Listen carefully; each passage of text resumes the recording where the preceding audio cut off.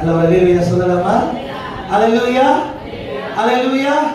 Brother, பாவம் உங்களை மேற்கொள்ள முடியாது, சாபம் உங்களை மேற்கொள்ள முடியாது, வறுமை உங்களை மேற்கொள்ள முடியாது.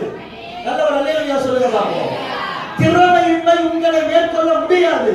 ஏன்னா பூமியில் இருக்கிற எல்லாவற்றையும் ஆண்டு கொள்ளுகிற அதிகாரத்தை கர்த்தர் உங்க கையில கர்த்தர் கொடுத்திருக்கிறார். நல்ல ஒரு அல்லேலூயா சொல்லுங்க பாப்போம். நல்ல ஒரு ஆமென் சொல்லுங்க பாப்போம். நல்ல ஒரு அல்லேலூயா சொல்லுங்க பாப்போம். ஹalleluya, ஹalleluya. நாம் யாரிடத்திலும் கெஞ்சுவது அல்ல, யாருக்கும் அடிமையாக இருப்பது அல்ல. எல்லா அதிகாரத்தையும் கர்த்தர் என் கையில கொடுத்திருக்கிறார். whether it is in or out, இது என் கையில இருக்குது. நல்ல ஒரு ஆமென் சொல்லுங்க. நான் எடுத்துக்கொள்றேனா வேணான்றேனா, நான் வேணும்ங்கறேனா வேணான்றேனா, நான் எடுத்துக்கறேனா தள்ளுறேனா, இந்த அதிகாரத்தை கர்த்தர் உங்க கையில தான் கர்த்தர் கொடுத்திருக்கிறார். அப்போ அதிகாரத்தை கர்த்தர் உங்க கரத்துல கொடுத்திருக்கிறார்.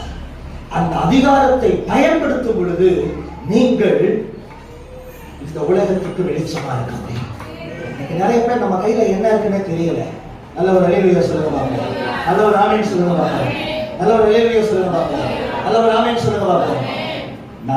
ஆமென். கர்த்தர் எனக்கு இந்த உலகத்துல காரை வாங்குற அதிகாரத்தை கர்த்தர் கொடுத்திருக்கிறார். கர்த்தர் இந்த உலகத்துல எனக்கு 2 வீலர் வாங்குற அதிகாரத்தை கர்த்தர் கொடுத்திருக்கிறார். கர்த்தர் இந்த உலகத்துல இடத்தை வாங்குற அதிகாரத்தை கர்த்தர் எனக்கு கொடுத்திருக்கிறார். கர்த்தர் இந்த உலகத்துல என்னெல்லாம் பெஸ்ட் பொருளா இருக்குதோ அந்த பொருளை வாங்குற அதிகாரத்தை கர்த்தர் என் கையில கொடுத்திருக்கிறார். ஒரு பொருள் என்னிடத்துல வருவதை தடுப்பதற்கு இந்த உலகத்துல பிசாசுக்கு அதிகாரம் இல்ல.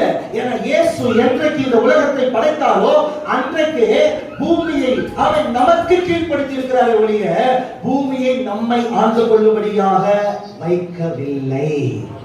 நல்ல ஒரு அல்லேலூயா சொல்லலாமா?